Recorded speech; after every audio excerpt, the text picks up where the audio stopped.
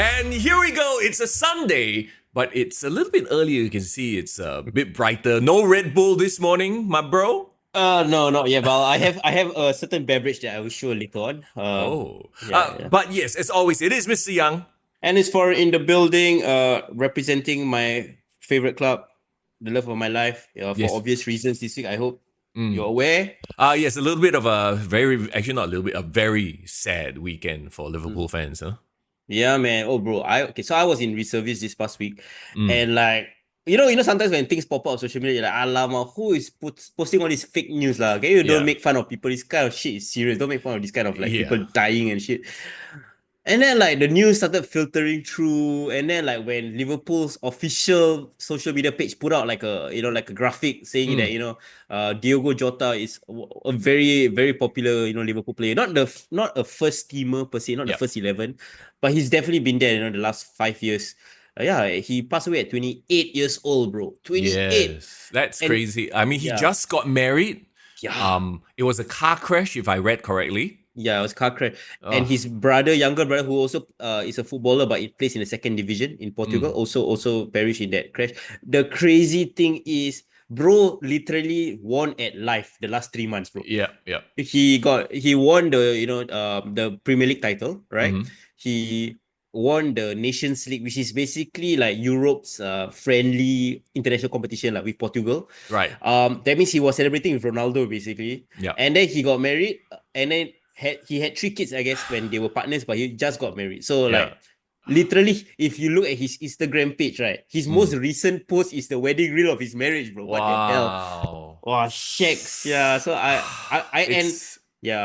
the most beautiful thing about all this, right, is that I've actually seen like rival clubs posting on their own page paying tribute to him. So like I saw Manchester United putting out a post, Everton, even Chelsea. So like it's great to see like the whole football community come together. Yeah. But damn, bro, like it's just wild. It's one of those things you are reminded of the fragility of life, right? Like you never know when anything crazy like this could happen. So I love you, bro. I appreciate the fact that we get to do this every single week. We come on, we talk shit, have a bit of a laugh, have some fun, you know? Yeah, for sure. I mean, it's 8 seasons in, right? Like we always have to remind ourselves it's crazy. So I know you almost a decade, Mr. Young. So like as long as we are here, as long as I'm breathing in and out, you'll never be champion. What promo is this? Yeah. No, I think it was Survivor Series 2003. Vince McMahon telling that to Undertaker. It was a promo for their Buried Alive match. So so he said, as long as I'm breathing in and out, you'll never be champion. And then Undertaker replied, well, I guess you gotta stop breathing in and out. Oh my god. He set it up for him. Yeah, amazing. Yeah. But one more crazy thing about that whole accident, right, was that this guy, he was supposed to report to preseason training this weekend. Like the Liverpool was supposed to report to preseason, but he's from Portugal, so he had his wedding and all that. So he couldn't fly. He couldn't fly because he had some lung issue. He just had a minor injury. So the doctors advised him to travel by land. So what he was doing was he was taking a road trip up to the northern town of Spain so they can take a ferry ride across the pond to England. So it's like, it's one of those situations where like technically in any other situation, he wouldn't even be in this situation. He wouldn't have to drive, right? Wow. So that's, so I guess, some things are just, in God's hands. I guess, yeah. Wow. Talking about that too, I know we don't mean to start the podcast on a downer, but we got to show respect, right? Like, I don't know if you're familiar with the actor Julian McMahon, not related to Vince or Shane or Stephanie, but yes. Of course, bro. I saw the news as well, yeah. Yeah, I mean, he passed away. I think he was like 50-something. Mid-50s only, yeah. He did pass away from cancer, unfortunately, but I don't know if you ever watched the show Nip Tuck. It was one of my favorite shows. It was about plastic surgeons. I did, and oh my gosh, I was way too young to be watching that. But... Oh my god! So my wife loves that show, right? I'm like, your age can watch, and I was amazed that they actually showed it in Singapore up till a certain season, because after a certain season, it got really like controversial.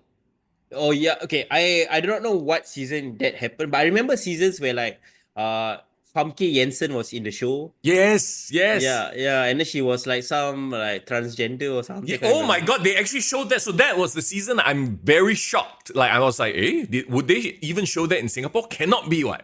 Yeah, no, so they did show, but I think they cut a lot of scenes lah, for sure. Even on Channel 5, Bro, I watched it in Canada, bro.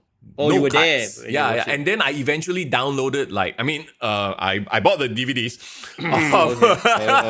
Okay. of like the later seasons just to like finish because I'm a completionist, right? And I was such a huge fan. I'm like, oh my god, they really went into some wild territory. But it was so ahead of its time because it was made by Ryan Murphy, the guy who did Glee and American Horror Story. Okay. If you know that guy, he is very good at pushing the boundaries. Yeah. And they were touching on subjects that, to me, in my virgin mind, I was like, what are these things? I must find out more. Oh, my guilty pleasure. You know, like to me, I remember it because, right, I was a fan of Charmed.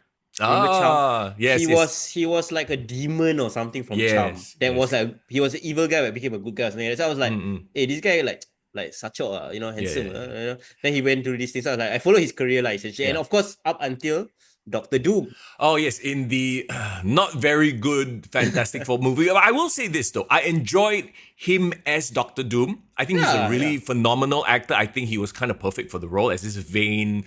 Like, the whole story of Doom is like he's this brilliant but vain fella. He gets his face scarred, so he's like, I must put a mask on my face. Oh, that's why he wears a mask. Basically, he's Cody Rhodes' undashing character lah. Yeah. Right. To bring it back to wrestling, yeah, absolutely, right. It was just really bad script writing and just it was not the time for that sort of movie. I remember that one line is like, what? I think Invisible Woman was complaining like, you can't see me, like you don't see me as I am. No, I can't see you, like literally, I can't see you.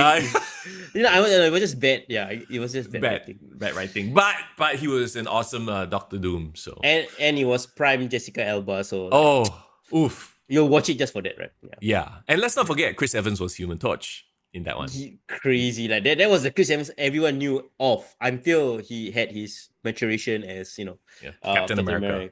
But yes, that said, so yes, RIP, Yeah, it was a sad week for I think entertainment and sports fans alike. Doesn't matter your club. I think generally it's crazy it's like when Kobe passed away, right? Yes. It's like holy crap, you don't expect athletes to pass away, people you have a connection with. So and so young too, way before they're quote unquote supposed to.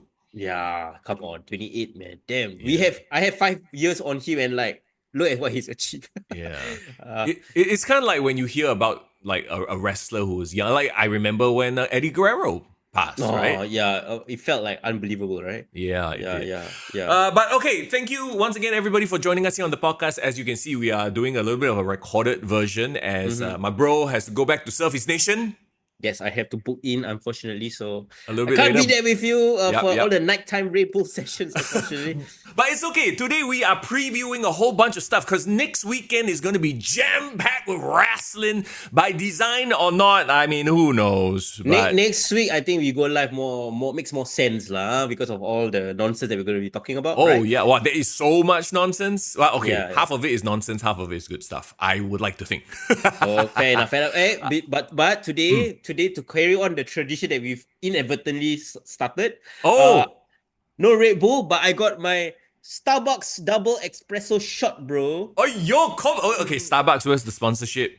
It's Indonesian version because it has Malay in it. Minuman kopi susu.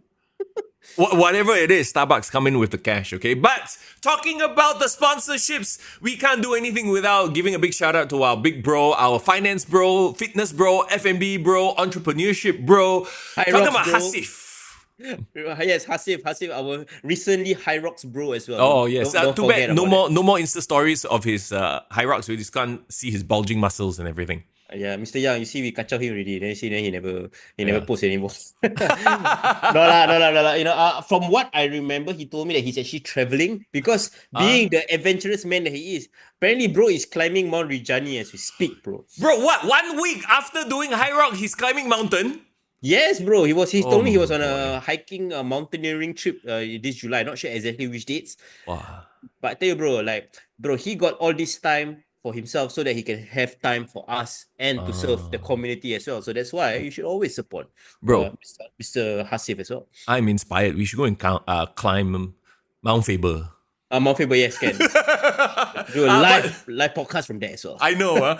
Yes, big shout out to Hasif once again. If you have anything to ask him in terms of entrepreneurship, maybe you're thinking about starting your own business, right? You want to sort out your finances, maybe ask him about his fitness routine, drop him a DM, Hasif_captures on Instagram. He's supporting our community because he loves what we do. He loves what we have here. You know, all of you who are so passionate about wrestling, he loves that passion. He sees that passion. He wants to support it. Yeah, I have a new nickname for him, bro. What's that? He's the patron of the podcast, bro.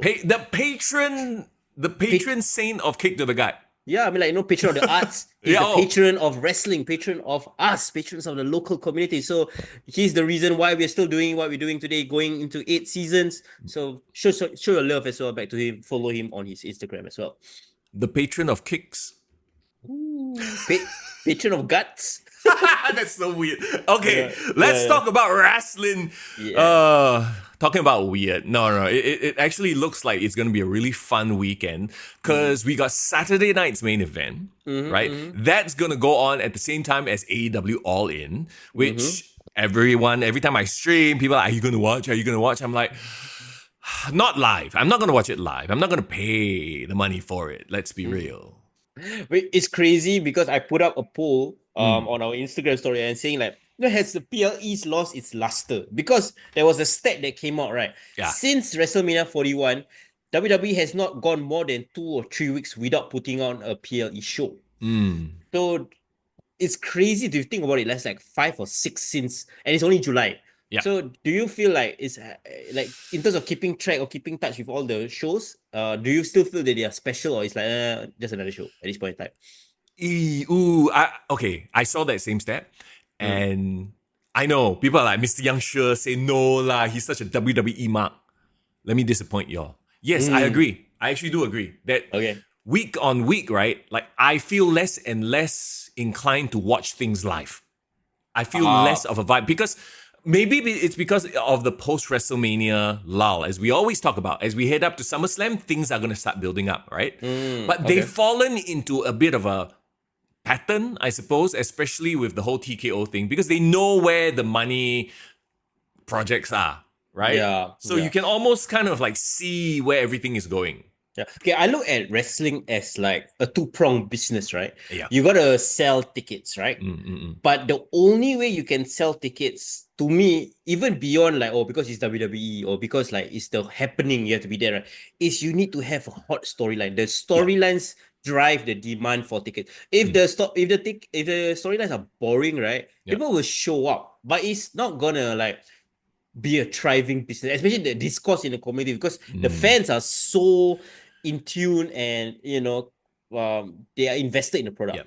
Again, it's like a TV show, right? You can only feed us mediocre treading water content before stuff starts dropping down. So you might not see it immediately. Yeah. Right? People are not going to, that was a bad episode of Raw. Next week, I'm not going to watch Raw. No. You have earned our trust already. We'll give you a chance. Maybe we'll give you a month's worth of chance. But after a month, if it's the same old shit, then you start risking losing viewers. That's what AEW has done in the past few years. AEW, MCU, a lot of goodwill. That's a very good point, because I finished watching Ironheart. It was actually a really good show. Really? The hate, I suggest you go watch it. I'm sure a lot of it has been spoiled already. The big bad that shows up at the end, right? Wait, crazy thing, bro. I don't know whether it's because of my social media algorithm. Yeah. I didn't hear a peak of Ironheart. I didn't even know it's out already, bro. Okay, so because my algorithm is all about wrestling and cute dogs, right? And cats. So I get fed all of that all the time. The discourse for a long time, especially when the first 3 episodes aired, was, oh my God, this is such a L show. It sucks. Blah, blah, blah. I know we are veering off topic, but Marvel is my forte lah. So let me indulge a little bit, right? Here's the thing. Like, it's weird because people are like, who talks like this? Because of the writing of the characters. I'm like, motherfucker, that's because you boomers don't know how Gen Zs talk. Gen Zs actually talk like this. If you don't like the script, if you don't like how the characters interact, that's because you are old. That's because you don't know how Gen Zs actually talk like this. Okay, right? okay. So that's one thing. But think of Ironheart as a slow burn. Now I understand why they released the first 3 episodes first. People were worried. They're like, hey, why are they bulk releasing? Do they not have faith? I think because the first 3 episodes slow build, the next 3 episodes ramp. Like, holy shit. And by the end of it, you're like, I don't believe they went that way. It's been a very long time since I've watched a Marvel TV show or movie and been like, oh my God, I need to see what happens next. We've lost that magic in the MCU. Okay. Ironheart gives you that magic. So go and watch Ironheart. Okay, now I'm intrigued because I would have never even thought about Ironheart until you mentioned it. Because of you, I'm gonna watch it.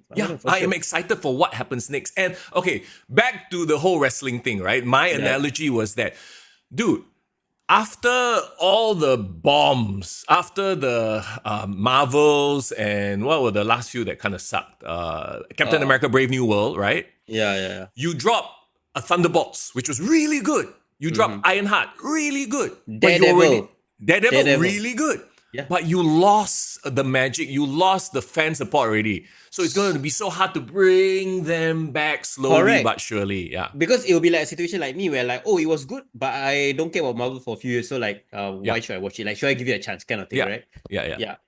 No, I completely understand. So if you take it back to the WWE context, right? Like I think they started losing people at WrestleMania. I think WrestleMania was like, come on, why you, the finish ruined it.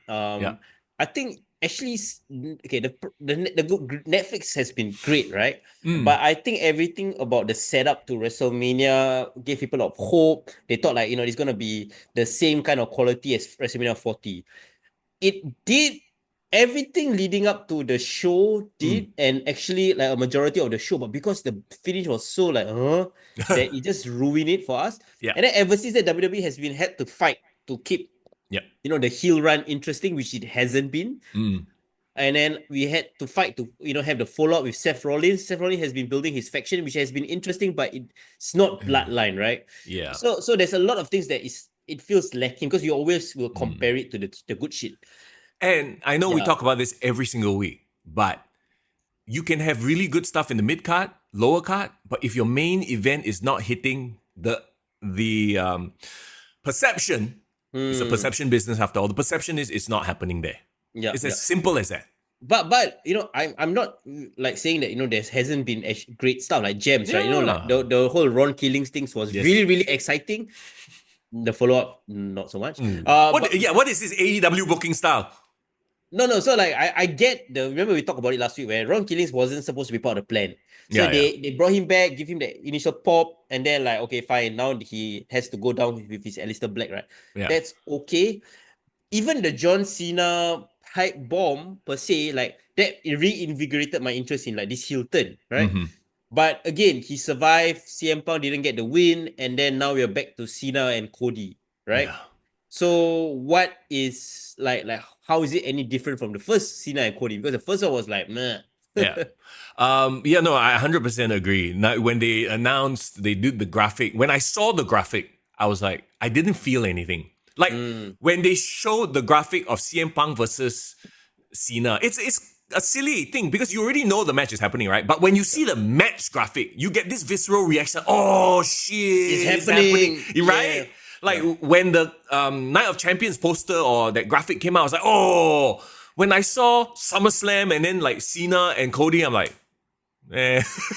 You know what it is also? Yeah. Something off about the graphic. If you look at the color scheme, right, it felt like a Saturday Night's main event. It was like there's a silvery sheen or something on it. It's like too metallic. Red and blue. Like, where's the classic orange, SummerSlam, biggest party of the summer vibe? Like, bro, okay, where's Najwan? Najwan come in and teach these mofos a thing or two. Najwan coming in clutch with the memes, bro. The memes. The memes.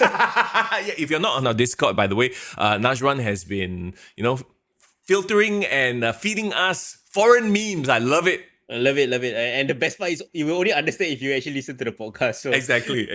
I appreciate that. Okay, but so the thing is like the WWE really needs to work hard to have their main A storyline. Let's put it this way. Yeah. Everything else can be firing on all cylinders. Like for me, I've been enjoying Solo being Solo, right? Yes. You know what I mean? I've been enjoying all that. But if like your A storyline, there's nothing consequential. I think that's the thing. It's not consequential. Like I wish that now that Cena is like in collision course with Cody, I want that wrinkle where Cody is desperate. Remember I hope that this is what they're teasing, right? Yeah. He actually resorted to like a bit more heelish ways to beat Randy Orton.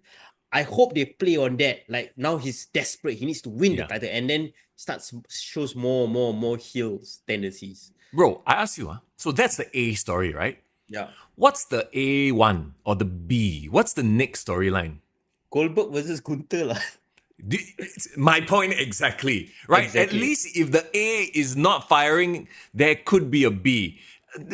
Our B storyline right now is kind of, and don't even get me started on the women's storylines. And I guess this kind of leads us into Evolution, right?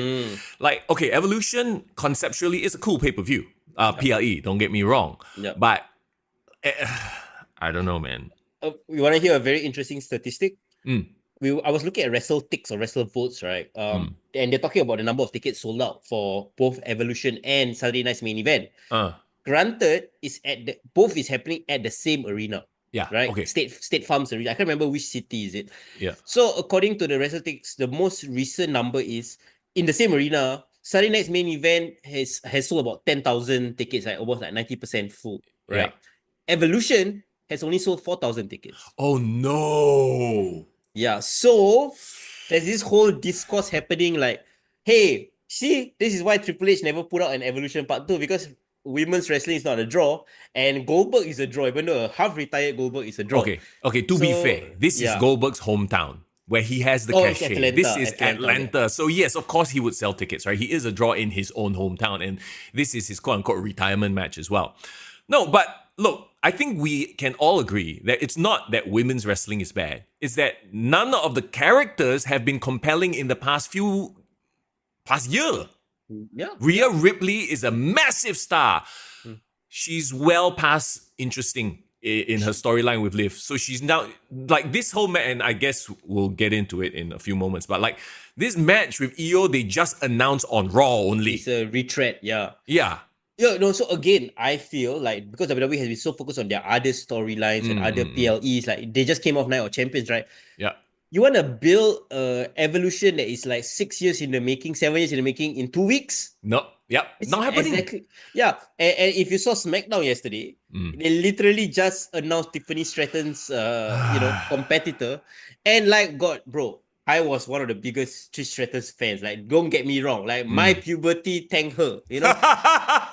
But like parading but hang on. Nashwan, do your thing. My puberty thanks her. It's the next meme. But but damn, she still looks good. Okay. But bringing in a nearly 50-year-old Trish Stratus, it's crazy to think that Trish Stratus is 50-year-old, bro.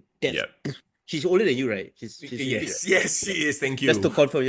Yeah, but bringing her back to like essentially like, and it's in the same segment as Jade Cargill, where Jade Cargill says like, I'm gonna challenge. So obviously Tiffany and Jade is gonna be the main match, right? Can I just say, watching that segment on SmackDown, right? It was so cringe. To me, 3 of the worst promos. I'm sorry, I love Trish for what she's done in the Attitude Era. Again, huge part of our puberties. But she wasn't a mic. She wasn't a good mic worker. She was. Yeah, she didn't need to work the mic. Right? Yeah, she was a vibe, right? Her and you know me lah. I'm off the Tiffy time. I'm off Tiffany's train already. Every time she talks, I cringe. And then Jade is just there. Like we've talked about her. She's intense and that's about it. Yeah. So essentially, all 3 is like the worst mic workers. Given a segment. Yeah, and they were all in the same segment. And I don't care to see 2 faces going at it at Evolution. Can I ask you a crazy question, right? And this is not me dunking on women's wrestling. I'm genuinely curious. Yeah. Who's the best promo in the women's division right now? Who is the CM Punk of the division? Wow. Okay, CM Punk don't have lah. Maybe AJ Lee. I feel like, okay, with Rhea, she needs to be given a topic. She cannot just cut a promo. It's like the Usos problem. They cannot just cut a promo for the sake of cutting a promo. She cannot just be real and say it. Yes, like CM Punk. No, they need a storyline where they can focus their energy into, right? Then yes, she can deliver. But that's... Okay, I'll give you my top 5, right? Yeah. And they are great promos for different reasons, I would say, right? Okay. Honestly, I think Bailey can carry a promo. Like if she's just her, right? I believe Chelsea Green. Yes. Chelsea Green, you can give her any material she can be. And she can do it, yeah. And I will argue that this is one of the reasons why is Chelsea Green not a main event heel right now, right? She should, because she dropped the mid card, she should be challenging right now. Yes. That will make the main event scene very interesting on SmackDown. Agree. In a weird thing, Charlotte Flair actually is a great promo. Charlotte is great, but not when she's trying to say that, like your boyfriend is sleeping with me, lah. Like if she's real and she's like because she already have that love-hate relationship with the audience. She's the John Cena in that sense, right? Yeah.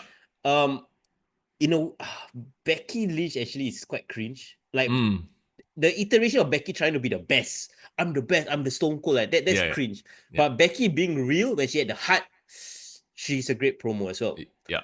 Yeah. But and then the last one to me is actually Natalya, because Natalya actually has gravitas when she talks, but she's in the position that she's in. So do you see the problem, Mr. Young? Yes. None of them are like top. There's no Roman Reigns or there's no CM Punk. Yeah, none of them can talk you into a rivalry, talk you into a feud. Like they are given lines, right? They are from the school of NXT, given lines to script. Yeah. But who is that renegade? Like, shit, she's gonna talk. You're right, AJ Lee probably. That's a lot. Yeah. Who has been like? Let's just look back at the past 10 years, even, right? Like who, in terms of like mic skills, could talk back. But again, like you said, Becky was okay. I don't know if I'll catch flack for saying this, but I feel like Becky was riding a wave also. Becky was for a season, yeah. Yeah, it was, when she got bloodied and then she had that look, and then she rode that wave all the way. And then now, again, I agree. Now I feel like she's very cringe. Yeah. You know what? Who I think could be in that position? Who? Naomi. Zelina Vega. No, fuck. No, Naomi. I feel. Oh, yes. Naomi in her current psychotic, I just go crazy. She's a wildcard. Naomi, Bianca. If they're real. Yeah. When they do their real, a few... The Housewives of Atlanta real... Yeah! Yes. So there you go. Naomi, Bianca, and that's how you build Jade. That's why I've been so annoyed. It's like, this is the perfect way to build Jade. You have the other two to sort of prop her up. At least, make it to a point where you want to see Jade beat up these two idiots who are just yelling at each other all the time. Yeah, I mean... shut up, just shut up. And then she beats him up, and then you yell, yeah! Bring back Brandy Rhodes, bro. Oh, God. Who told you tonight was open mic night, bitch? Like that. I need the energy in the wrestling room. Yes. Okay. So we'll talk about Evolution in a bit, but I feel like generally that's the consensus, right? You cannot write on the first time ever, making history anymore, right? Nope. I wish there was a Cody Rhodes, Roman Reigns equivalent storyline or rivalry that made sense for it to blow off at Evolution. Yes, because there is none at this point, unfortunately, right? Yes. I know they were trying to build Liv and Raquel versus Bellas. But that fell by the wayside because unfortunately Liv got injured. Yeah. And what happens to the Bella? What happens to Nikki Bella's involvement? Yeah. Right. No announcement right now, right? Exactly, right? So I'm like, did they just scrap the whole thing? It's like, okay, actually, we don't need you anymore. Like, what? Yeah, because right now, the whole tag team story is the Charlotte and Alexa Bliss. So, there's no, story in it. So, yeah, it's very, very interesting. Okay. We'll get to all that when we do the actual preview for the show. But shall we start with Saturday night's main event? Okay, so we're starting in order, right? Yeah, we can. Okay. I mean, 3 matches announced live. This is going to be advertisement fest. The best part is at least it's on America. It's on TV. Here it's probably on YouTube. So so we it's hopefully easy viewing. Yeah, we don't have to watch so many advertisements. But the 3 matches, here we go. Randy Orton versus Drew McIntyre, the returning Drew McIntyre. Do you see his new shirt that he put out on the WWE shop? No, what? Bought at work.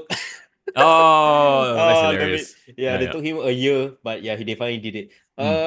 Drew, okay, what do you think of Drew coming back and immediately being placed with Randy when Randy feels like he has a lot of unfinished business with Cody and it feels Cena. like a side quest. It feels like they needed somebody for Randy to, splinter off. And then, I mean, Drew McIntyre coming back, this is obviously a high-profile feud. It's Randy, It's Drew, right? Yeah. Both but can either of them take a loss at this point? Like, no. Drew shouldn't be taking loss. Drew should be back in world title contention for sure, right? Randy, I feel like his character is switching in a bit. There's a turn coming somewhere. So maybe he can take the loss and then turn him down darker side. Yeah, like something clicks and then he goes back to punting people's heads. I hope that's the case. But I don't know. You're right. It's just a side quest. This is like Damien and Drew all over again. Yeah.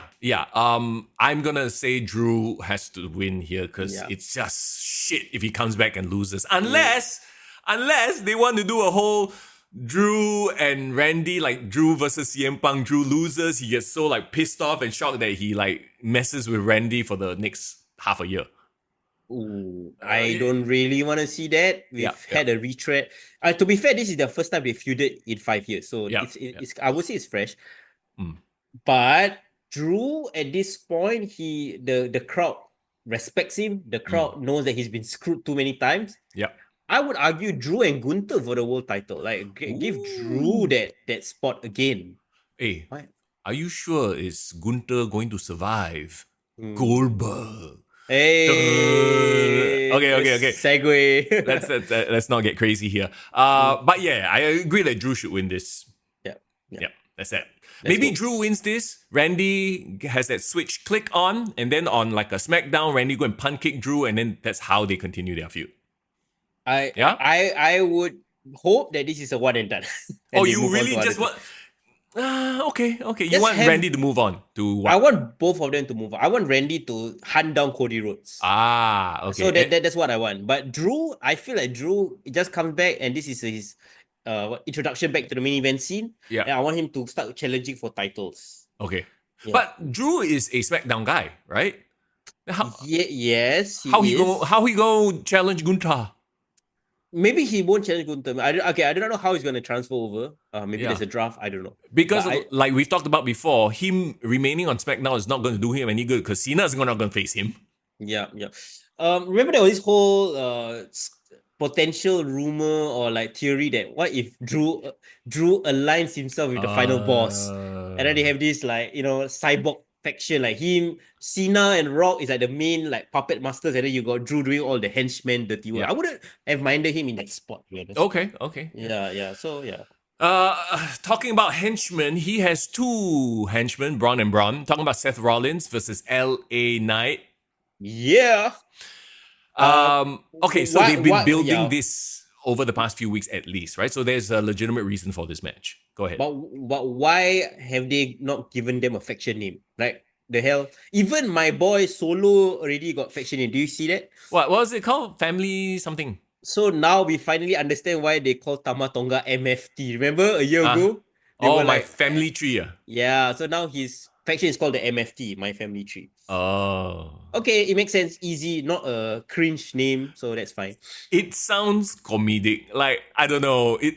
It's almost as if they're doing it for the memes. Bro, the Auralus factions. Yeah, the Auralus, exactly. My family tree. You picture some amma taking out this photo book, and it's this one is my cousin. I would argue it's still not the worst faction name of 2025. That still goes to the Paragon. It looks like a fucking Pokemon, bro. Paragon, what the fuck? So, Paragon Orchard Road, huh? Okay. LA Knight, Seth Rollins. Do we see CM Punk interfere? Because they got history, blah blah blah. The Browns are going to interfere. Paul Heyman's going to be there. I'm not sure. I still feel Seth will somehow affect the world title scene in SummerSlam. This is again a side quest for both of them. But I would argue that I think LA Knight has put himself back into main event relevance with this feud. Right? Yeah. Like because like they've been screwing around with LA Knight, and then LA Knight got affected because his Money in the Bank qualifier match got affected. And then like the crowd has been like, wow, this guy has still kept himself over despite not being pushed. We need that kind of voice in the main event scene, my opinion. Bro, fuck. Okay, you know what? Scrap what I said just now. Give LA Knight Gunther after this. Let LA Knight win his world title there, bro. Come on. Isn't LA Knight a SmackDown guy? Fuck lah. Move everyone back to Raw lah. That's the problem when you have a Roman Reigns or John Cena in the main event scene, right? Like, as a title holder, suddenly there are a lot of people who just need to be on another show just to be a contender. Yeah, they're just shuffling around at this point in time. Yeah. Okay, who wins here? Seth Rollins. Interference. Keep Seth Rollins strong, unfortunately. But another interesting is they have been teasing that there is going to be one more member that's going to introduce themselves. Okay. Is this where the new member comes in? That's my question. Yeah. And who is it going to be? I don't know. I really don't know. The front runner for me would have been an Austin Theory. Bring someone young, But like looking at the BBB, maybe they find another guy start letter B lah. Who? I'm trying to think. Who else starts with B? Not Becky Lynch. Bianca Belair. I don't know. BFAB. Oh god. Okay, let's we'll sleep on that. Okay, let's talk about the main event of the evening. G versus G, Gunther versus Goldberg. Goldberg in his hometown of Atlanta, Georgia. Yeah. If I was a dick, right? If I wanted to dig with Goldberg, right, I will put him his retirement match, a 30-minute classic. What the Okay, the funny thing is, on Raw, didn't Gunther say something to the effect of like, I can beat you in 3 minutes? Or if I can't beat you in 3 minutes, something. I feel like maybe that was a hint at this match being a 3-minute match. I don't know. Okay. Maybe I'm reading too much into it. Okay, how will it end? Okay, of course, Goldberg shouldn't win. Like he mustn't win. No, exactly. I need to reiterate, he mustn't win. You do not want to fuck up your next big star in Gunther. Come on. This does nobody any good, right? Unless, what if Gunther loses to Goldberg and then Seth cashes in? No. Okay, no Goldberg win. Okay, no, I second that. Goldberg. Okay, what I would do is probably Goldberg will do his whole spear, this, that, jackhammer, blah, blah. Yeah. And then somehow Gunther either rolls out of the ring or like after, like how he kinda destroyed already, but then he rolls out so he can't get pinned, maybe something like that. And then they bring him back in. Then probably Gunther, if I was Goldberg, if I was the egomaniac that I am, I do not want to get pinned. Probably want to get choked out. Oh, which Gunther has done before, rear naked choke people out, right? Correct, rear naked choke him out. He's going out on his shield sort of a thing. And I think even Goldberg understands that this is the way he should go out. He should put somebody over. Valiantly lose. Yeah. And I'm pretty sure, okay, that said, I love the way you set up. At the end of the match, Goldberg shakes Gunther's hand, passes the torch to him, and that's it. That's the type of ending we'll get. So at least Goldberg gets his retirement moment. Gunther leaves the building. We end the show with Goldberg, even though Gunther won. Yeah, I agree. I hope that's exactly what they do. So in Goldberg's point of view, it's like, I'm still a proud man. I passed out, but I'm man enough to admit my defeat. I shake his hand, and then Gunther, because he is an honorable heel, he will accept that. Yes, he's the mat is sacred, and we've seen that before, right? Like he's actually shaken opponents' hands before. He's the type of heel that, I will mess with you, I'll beat you up, but if you put up a good fight, I respect you. He shook Randy's hand last year as well, remember? Yeah, exactly. So this isn't even out of the question when it comes to Gunther's character. So it makes sense. Yeah. So again, we predicted it probably will happen. So it's not even, what's the point of this podcast now? We know it's going to happen. What's the point of watching the show? No. Look, sometimes the easy prediction is the right thing. So just fucking do it. And don't give us some bullshit swerve. I feel like this is the perfect example of this. Like, please don't try to give us any other nonsense. Yeah, as a Liverpool fan, I'll give you a soccer analogy. Like, you know your team is the best in the league. You know they're going to win. Wow, that's subjective, bro. Okay. No, but like, okay, even if you're a Man U fan, okay, never mind. They're not relevant now. Okay, like the team is gonna win. We Shots are the fired. best. You're the best team, right? But you still watch because you get the satisfaction seeing it happen, seeing it come to pass, right? Yeah. That's exactly what we want from this match. Like, Goldberg has to lose. Yeah. But I'm gonna pay not really. I'm gonna watch it live on YouTube. So I want to see so I can see it come to pass when it happens. Yes, correct. Yeah. So that's it. That's what there you go. All right, that's your Saturday night's main event. Now on to, I guess, All In, which is happening on the same night. Yep. Okay. What? Hashtag oh no. No. I'm hashtag curious. Very curious. Shall I go through the match card? No. People are saying that if between the two cards, I would rather watch All In. Okay. Do you feel that there's more value watching All In compared to the 3 matches so far of Saturday night's main event? Okay, because here's the thing, right? Like when you talk about if I were to just see the cards completely divorced from actually following the show, yeah, the answer is yes. I think there is probably more value, but here's the thing: when you talk about value proposition, right? It's like one is free to air, one is you got to pay.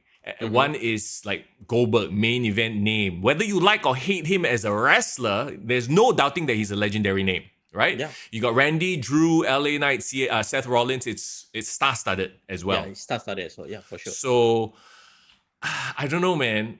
If you don't follow the AEW product, you are more likely to watch Saturday night's main event because you have mainstream stars. Yeah.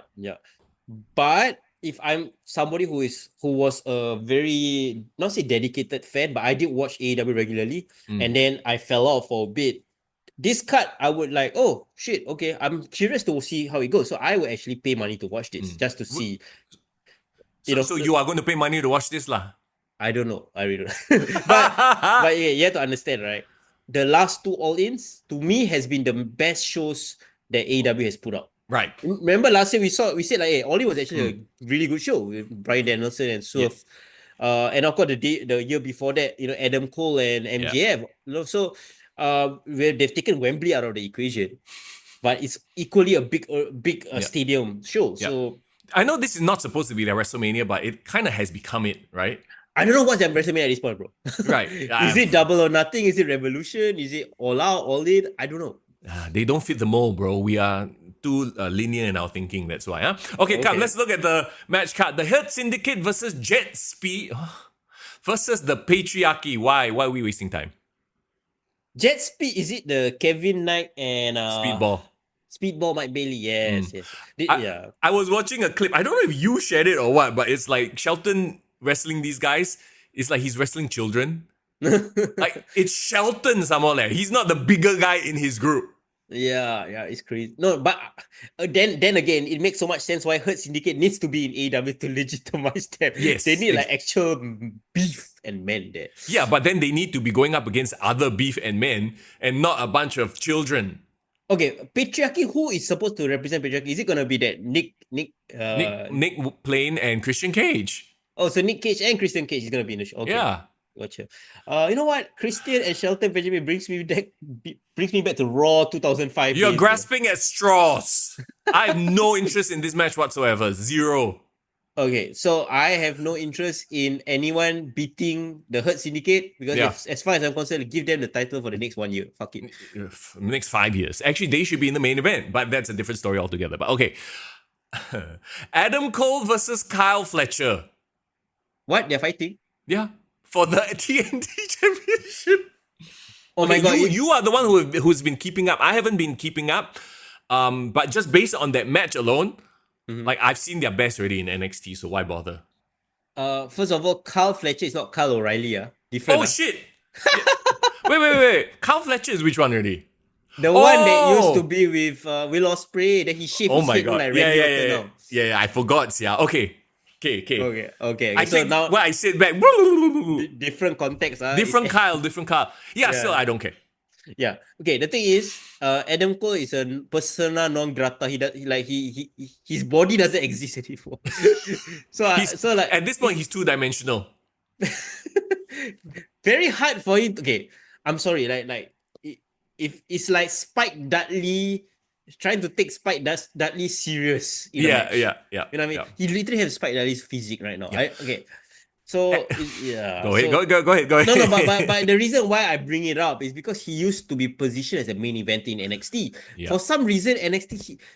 Yes, we know he was a bit smaller, but it never detract his ability to have great matches or like look like he can't wrestle. First of all, in NXT, he was small, but he was lean. He looked like an athlete at least, right? He had the physique, And he was wrestling guys who were arguably his size or just slightly bigger only. Like a Ricochet or like... Now he has no physique. He's like, I mean, we're not people to talk in terms of physique, right? Oh yeah, I got no physique for sure. But you look like you could be his ass because you're still bigger size than him. You know what I mean? In terms of like the eye test, he does not pass the eye test. And the problem with Adam Cole is the way he wrestles. He wrestles like he is a heavyweight.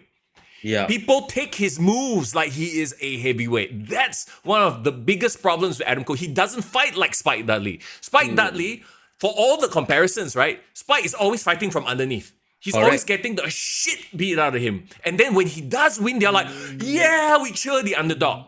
Right? Okay. Yeah, you're right. Adam Cole wrestles like he's a heavyweight. He's tossing people and people are selling for him. That's the problem with Adam Cole. At least, right? Somebody of similar stature. At least a Darby Allin, for example. Yes, then can, yes. But Darby Allin wrestles, like you say, like he throws everything into his offense. He really had to be a daredevil to get the advantage, right? Yeah.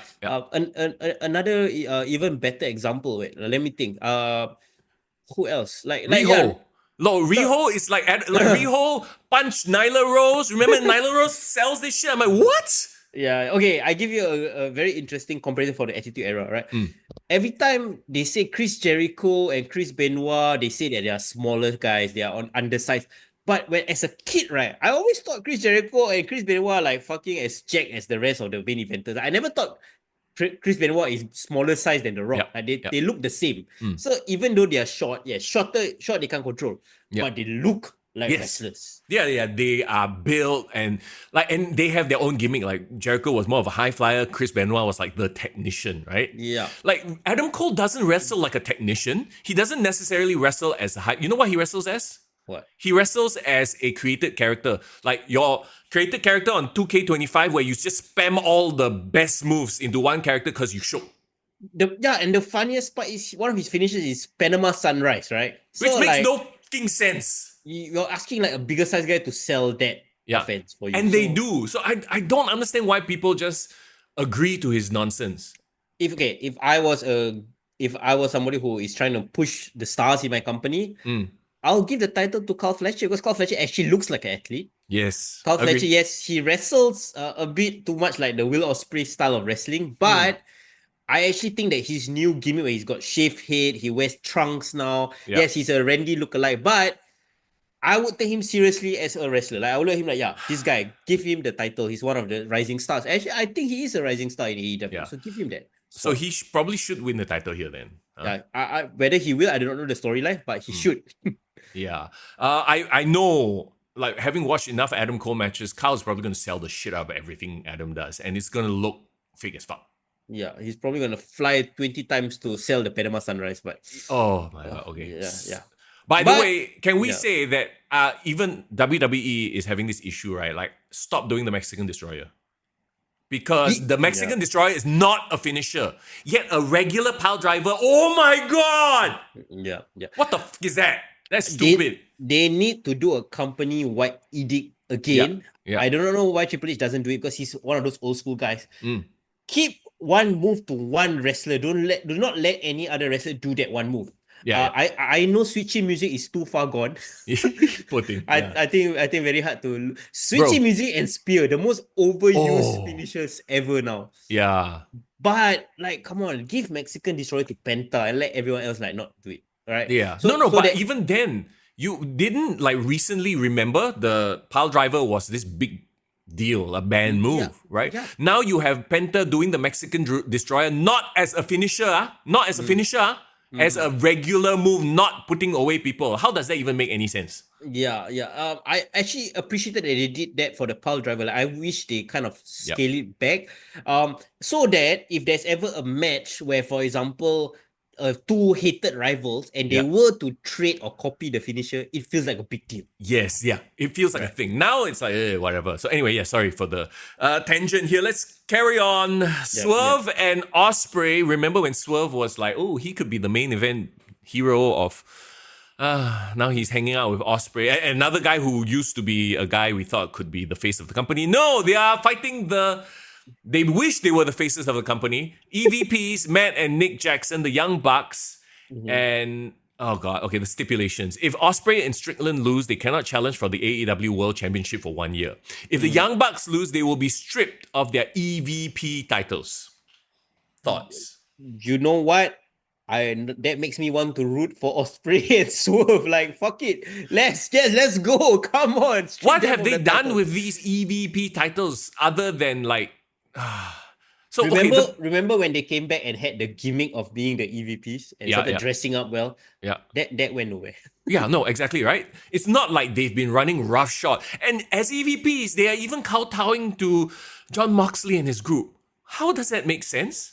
Or shouldn't they be trying to position themselves in a place where they can hold all the titles as EVP? It feels like two separate universes. It was a missed opportunity, right? To do the whole storyline where like the cops and the corrupt criminals are in cahoots with each other. You know what I mean? Like this could be a whole Batman situation if they did it right. You expect them to have subtlety and storytelling? What the hell is wrong with you, man?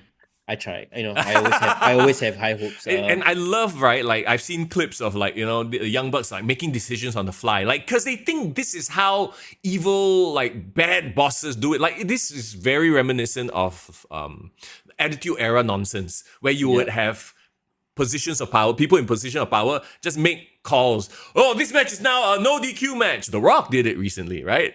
Yeah. So I love how they do it, but then like they do it in Gorilla where Tony Khan is obviously sitting there and Tony Khan's okay with all this shit. Yeah. And let's not forget, they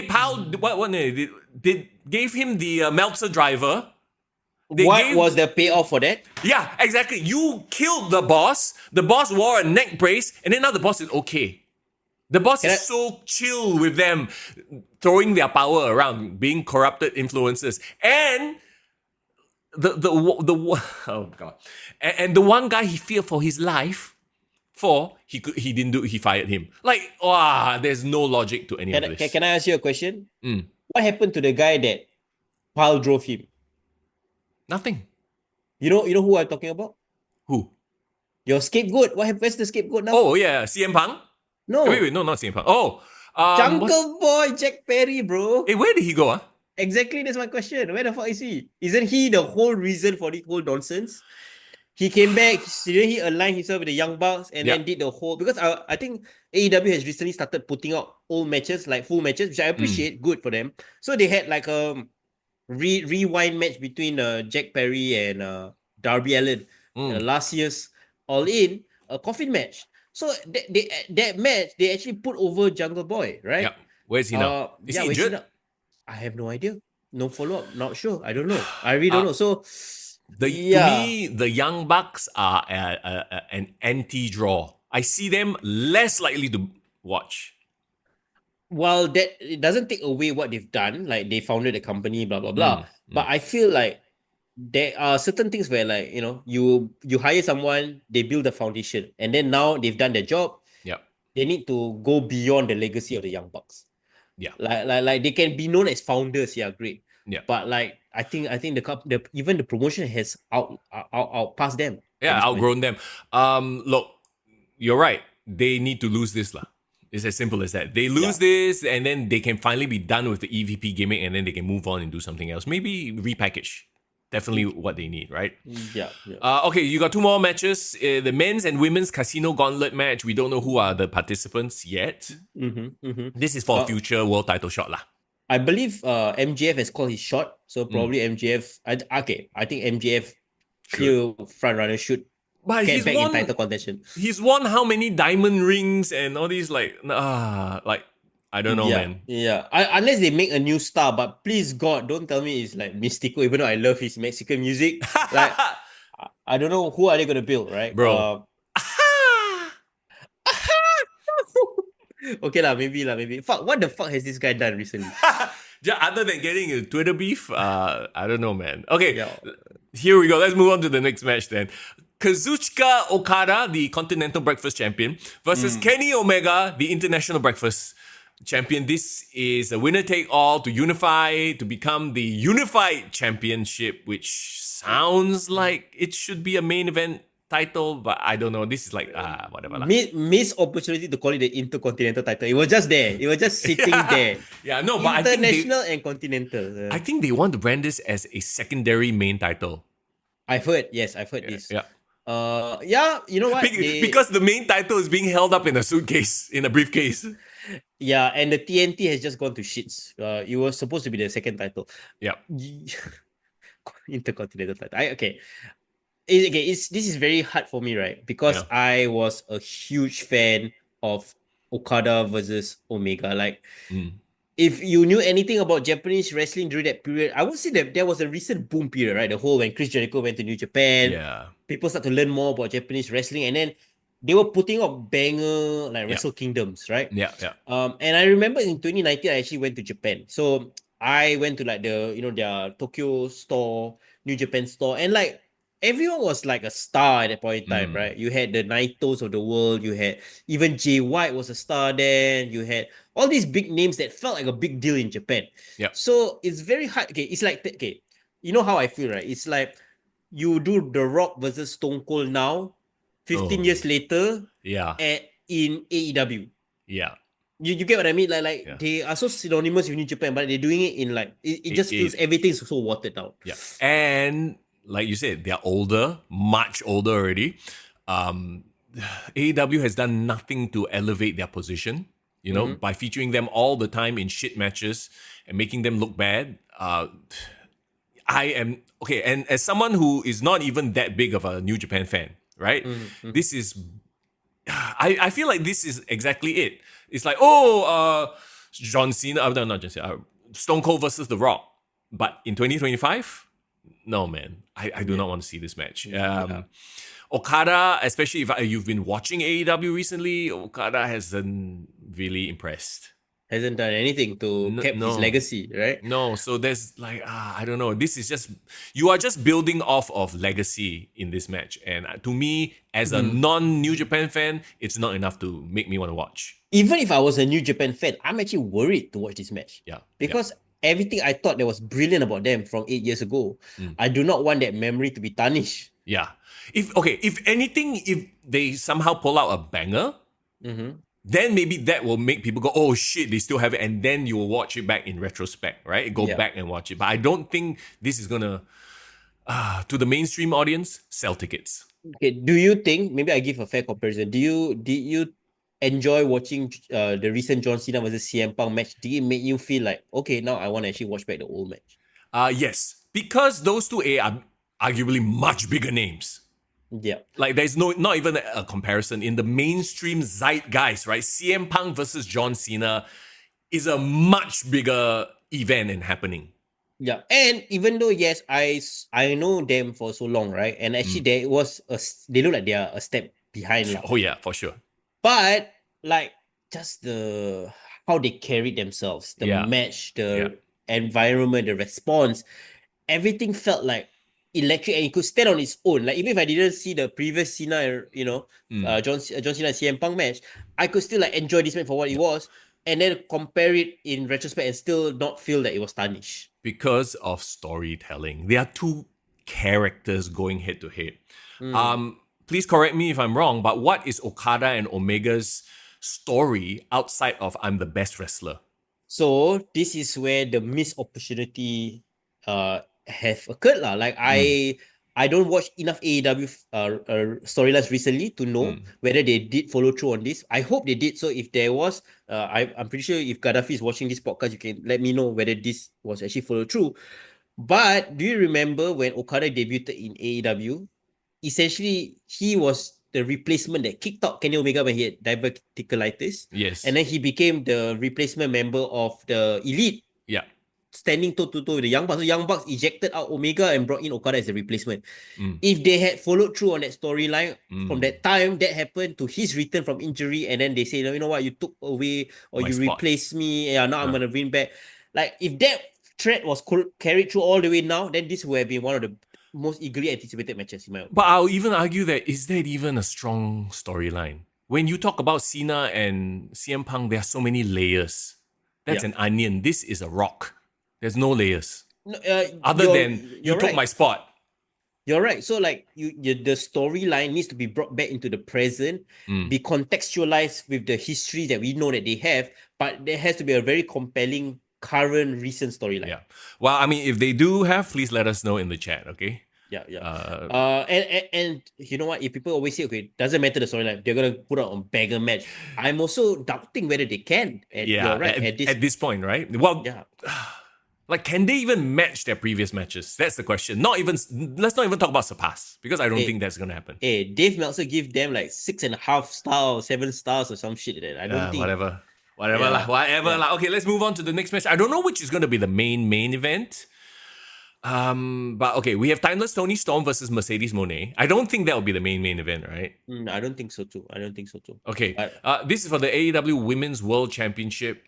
Tell me about, because Mercedes has still been doing this belt collector gimmick. She's winning belts left, right, and center. Is this going to be the first belt she loses? Or I mean, the first match she loses? Yeah. Technically, she hasn't been officially defeated, if I'm not wrong, in AEW. She has too many belts. Like, she's really going running around a belt collector gimmick. I would say AEW is perfect for her. Now that I've seen her, right, and I know, honestly, I feel WWE wouldn't have been the right position for her. She would not be able to fit in this current era right now as well. Yeah. She just needs to be the star. She needs to be the main star, and she doesn't want to be controlled. So basically, she is like she likes to work hybrid lah. Essentially, yo, what Gen Z's? This one. No, because if you want to be a WWE top star, you gotta put it in the hours. You gotta be able to play within the system. Yep. And she has historically thrown tantrums every time she hasn't gotten away. Right? So she can't do what Bailey does, because Bailey can put out a lot more shit. Yeah. But Sasha needs to be in this position that she's in right now. But okay, so she's then is she one of those people that she think her shit don't stink? Yeah, probably. Yeah. It feels like that, doesn't it? Like she's just doing this whole thing where she's collecting belts left, right, and center. Like there's no real reason to watch her. Yeah, like she's always gotta be the best. And then now if she loses, where does she go from here? Yeah. Like I don't know about her, what she's trying to achieve other than making it about her, to be honest. Yeah. That's exactly what it feels like. Her entire run thus far has been about elevating herself. Yeah. Which is I get it. Like, you want to prove yourself, in the outside of WWE. But there are ways to do it where you still feel respected by the fans. Yeah, and in the way she's done it, nobody respects her. I mean, okay, I shouldn't say it like that. The way she's done it, it seems very like, whatever lor. Yeah. But then it makes her perfect sense to be the main person in AEW. Like, she can be the top women's star. But I think the AEW fans even would root for Toni Storm more. Yes, like Timeless Toni is their girl. Yes. So should Mercedes win the title and then take the belt off Toni and add an extra belt to her? Like looking at this match, I feel like there's either way, I'm not interested. Okay, if I was the booker, if I want to really tell a compelling story, I want this match to be the start of Mercedes Moné's descent into losing everything and descent into madness. So she doesn't win the AEW Women's World Championship. Arguably the only championship that actually is prestigious. Correct. So hear me out. She doesn't win, she loses, and then she gets obsessed with like, I need to win this title to complete my set. She gets so obsessed that she starts losing all her other belts. So like, because of like, she's so distracted by this, and then someone opportunistically wins the TBS title. She goes to Mexico, and then like Timeless Toni Storm is like kind of like haunting her there, and then she drops the title. So it goes along for months and months, and then finally she's left with nothing except her obsession with that one belt she cannot win. And then she wins that belt finally. Does she do it as a face or heel? I think she still does it as a heel. Like a Mm. heel that somehow everyone now is rooting for her to win. Something like that. Delusionally. Oh, is there a correct spelling for it? Yeah. So then that would be a very interesting character. Yeah. Like I would watch that. Like her getting so obsessed. I need to win this, that I lose everything. You know what that means, right? What? That means that Mercedes is gonna win the title, and then she's just gonna do her dance, and that's it. Bro, that's what Tony Khan's gonna give you. Now that you said the logical thing, Tony will go the other way. Because he needs to feed her ego. At this point, I'm like, you know, at this point, I'm not surprised if Tony and Mercedes got a thing for each other. Oh no, but I cannot. Got the Beast Mortos in the picture right now. Oh, is the Beast Mortos dating Mercedes Moné? Hence why you see the Beast Mortos in the main event scene recently in AEW, bro. Okay, well, cool. Hashtag, oh no, let's talk about the main event. Most likely Jon Moxley, the champ, versus Hangman Adam Page. Texas Death Match. Ooh. Okay, is this going to be the match that wraps up the whole event? Is this the main event? It has to be, right? It should be. Okay. Well, let me say one nice thing first of all. Finally, they actually have a Texas Death Match in Texas. Okay. Good for them. Good for them finally. Again, I haven't been watching a lot of it, but every time I see social media stuff about Hangman, about on their main page, like because they're promoting the matches, right? I don't know if it's because of the old Hangman stuff, the stink that he has from the CM Punk interactions, the thoughtful cowboy stuff. I can't take him seriously. That's why it's a bit very interesting, because it's like he's clearly a very flawed character at this point in time. His name has been diminished in a way. It's not flawed in a I want to watch, because like you could argue CM Punk is a very flawed character. Seth Rollins is a very flawed character, but they come across as stars. Whereas Hangman does not come across as, well, neither does Jon Moxley. But I guess that's the problem here. They come across as stars of this level. Yeah, they are stars of the indie. That's what they are. Yeah. Okay. I guess the fans are right now back on Hangman's side. Like he cut a very babyface promo in Mexico. He got the Spanish fans on him. He got the I've forgiven or moved on from Swerve. So they are like, oh, okay, this guy got redemption. So he has things going for him that makes people want to cheer for him to win against Jon Moxley, right? Yeah.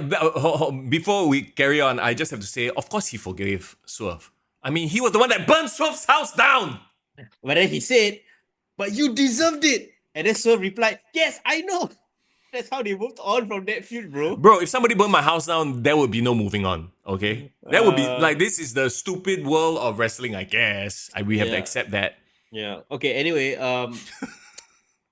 okay, so character-wise, yes, it makes sense for them to have a Texas Death Match because both of them are well-known proponents of Texas Death Matches, right? Yeah, they're both garbage match wrestlers, yes. So in the sense of continuity, at least it's in line with their characters, right? Yeah. And Jon Moxley hijacking the title. Has he shown is it still in the briefcase? Yes, still in the briefcase. Okay, there you go. Like, you could argue that yes, that has made the fans want somebody to beat him. Finally, somebody beat him so that you can free the title from the briefcase. So, even though they have they even explained why it's in the briefcase? No. I mean, in the sense that he wants to change the culture of the company. I mean, that's still... What the does that mean? Okay, you know what I think happened? He actually lost the title, and then that's why he pitched this idea of having it in a briefcase. He don't know, lose it somewhere in the airport somewhere, and then that's why he's like, shit, I don't want to tell my boss that I lost my big gold belt. I think, let me pitch an idea where it's always in the briefcase. Remind me of the Chris Jericho. Remember when he won the title, he lost it one time? Yes. Yeah. Well, at least Chris was honest enough to say, oh, I lost it. It's so funny because this technically feels like it is a big deal for AEW for sure. Like, you know, Hangman holding it, John holding it for so long. Hangman hasn't held the title in years at this point in time. He has had to rebuild his character. You know, like it makes sense to have Hangman be the champion at this point in time. Yeah. My only question is it gonna devolve into like a blood fest? Yes. We know these two. We've seen them in their other match. They love this shit. There's going to be staple guns and screwdrivers and like... There's going to be Heyman drinking the blood and all that shit. Bed of barbed wire. It's a garbage match. That's why there's a part of me that hopes that Timeless Tony Storm and Mercedes Moné is the main event. At least a wrestling match. Or Okada and Omega is the main event. Sure, but then that's saying like, oh, okay, this title is actually bigger than the... Look, there's still the perception, right? The world title should be number one. So everything about this card is like, That's why, okay, that's the problem, right? This should be the top match or the main event, but I do not want it to be a bloodfest garbage match. Like but you know it's gonna be. It's gonna be. Yeah. Okay, wait. I'll give you one more suggestion. Rock and Austin WrestleMania 17 was a no DQ match. Okay, but people don't remember it as a garbage wrestling match. No. It was actually a very smartly wrestled match with no hold but elements that felt dramatic and real, stakes. But we know it's Jon Moxley and Adam Page, and they like that kind of stuff, and they will not be able to help themselves. Okay, because Tony Khan will give them free reign. Unless, I challenge them to do a technical masterpiece. Come, let's challenge them. Maybe they'll do it for us. Okay, as you listen to the podcast. Here's what I hope would happen. Here's what I wish. They have a 20-minute match. The first 13 minutes, I give discount. The first 12 minutes is a wrestling classic. Okay. They endeavor to have a wrestling match for the first 12 minutes before it evolves into shit. Hip toss and arm drags and shit like that. No, it can be a very wild, emotionally charged brawl. Like The Rock and Stone Cold, where they just punch, kick and stuff. Yeah. But at least it's in the context of a wrestling match environment. And then they will reach a certain level where, I'm desperate. Now I pull off the weapon. Like, it has to make sense. Bro, you give 12 minutes, I give 12 seconds. Fuck. I'm sure the first spot will be somebody going through a table already. Bro, the bell ring, both of them run out of the ring, take weapon. Bro, you know what I think is going to happen? What? The bell haven't even ring. Adam Page jumps Jon Moxley and they start using weapons already. They will come out with weapons on. They will have Hangman is probably going to hang Jon Moxley at some point with a noose. I foresee all that shit to happen. I did enjoy Hangman doing the buckshot on Marina Shafir. That was fun. Sure. I guess so. Yeah. Yay, let's cheer a man beating up a woman. Woo, yay. Yeah, let's just cheer that. Okay, I hope there's a situation where he actually defeats one by one, or like people come out and help him to defeat the rest of the Death Riders so that he can have Moxley by himself, right? And Avengers portal scene, is it? Their own version of it, I guess. It seems to be the norm now. Unfortunately, it's become a thing. And the cinematic matches was in the 2020s, and then the Avengers storyline matches in the 2025s. Yeah. Hangman wins. Yeah, I think Hangman needs to win after a disgusting bloodbath. I hope not, but probably. What do you hope not? You know it's gonna happen. Just accept it, bro. This AEW. No. Okay. Why would you even think otherwise? Why would you disappoint yourself into thinking they are gonna wrestle? You know what would disappoint me, bro? What? Jon Moxley retains. Oh my god! Imagine that, and that's the okay. It depends on where this card is on. This match is on the card. If this match is before any other match, then Jon Moxley retains. Okay. Two things needs to happen next weekend. Yes. Gunther needs to win and Jon Moxley needs to lose. Those two things need to happen. Exactly. 100%. That being said, that's your AEW All In. I will wait and see. And then if I see some really interesting clips, then maybe I might be convinced to go watch it after the fact. But I'm not going to watch it live, for sure. So, and to be fair, I'm not going to watch Saturday night's main event live either. I'll probably watch it the next day on a better timing. Yeah, so essentially we're still going to review both shows lah. Just that. Whether we watch it or how we watch it, up to debate. Yeah, pretty much. Okay. Fair enough. Let's talk about the third event that's happening. Oh my god, so much wrestling, right? Last one, let's go. By this time, would people be so worn out and not bother watching Evolution? I actually feel very bad for Evolution. Okay, not just there's so much wrestling to be watched. This is coming as the last one, but also, like we alluded to earlier, the build has only been 2 weeks. It hasn't been great. Yeah. Unfortunately, because of injuries, Liv Morgan, and just the short runtime, and the fact that a lot of these characters are cold. And the fact that they did not put Stephanie Verker on the poster. Oh my, you're right. Why? Missed opportunity. What happened to Stephanie Verker? What's she doing? Stephanie went on Raw but hasn't had a feud yet. Maybe Remember, she's okay. Even Julia got her title win. Yeah. Well, there is a match that Stephanie could very well win, and we'll get to that. But first of all, Jade Cargill versus Naomi, no holds barred. Makes sense. Yeah. The feud carry on from WrestleMania. I actually don't mind this match at all. Yeah. I do want to see Naomi win though. Ooh. Okay. For me, this is the most storyline stakes match of the entire card. Yeah. Which is crazy because this is probably this is not going to be anywhere near a main event match. Which I love. I love that they actually have an actual storyline for the women's division. Yeah, but it's not for like a title or you know what I mean? Like if any match deserves a spotlight, it should be this. But it's just a no holds barred match lah. But knowing the historic booking of Money in the Bank winners, they're gonna book them to lose all the way until they actually cash in. Yes, correct. So, and they have to keep Jade strong anyway. Let's just make this a quick match. Unfortunately, I still feel like Jade is not built to have a long match. The longer she's in there, the more likely she's gonna botch. So she's a Goldberg lah. She's a Goldberg, yes. So you book her like Goldberg, have her smash over Naomi. It's a no holds barred match, so they can get away with doing a lot more like punch kick stuff. Yeah, I mean, and I do want Naomi to win, but booking wise, I understand if Jade wins lah this match. Yeah, and they need to keep Jade strong. But here's the thing: do you quash the beef here? No, right? You cannot, right? Like this is literally the only thing that's made Jade interesting. The fact that she has a nemesis in Naomi, you cannot quash this already. Bro, you know what? You know what would make this whole thing interesting? What? Bianca returns. What and what plays peacekeeper? No, don't fight. No, and aligns with Naomi. Okay, I hear you. Yes. Then that will be interesting because maybe they can kind of like reveal it after the fact or in other future shows that actually they have been making peace behind the scenes, and then Naomi makes Bianca realize that actually all along the problem has been Jade. Oof. Okay. Let me suggest something different. Sure. Let me suggest a three-way feud where the three of them can't stand each other. So there's no face versus heel. Bianca comes out and clocks the both of them and walks off. Bianca and Jade need to start that dissension between them though. Exactly. No. So this is how you do it. Instead of having Bianca ally with Naomi, which kind of doesn't make sense, have this be a three-way feud.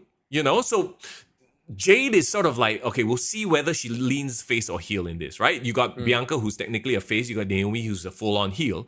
At least now you have three sides of the coin, right? Three sides of the pyramid. I don't know. Anyway, she comes in, she clocks both of them because she's just sick of all this bullshit, right?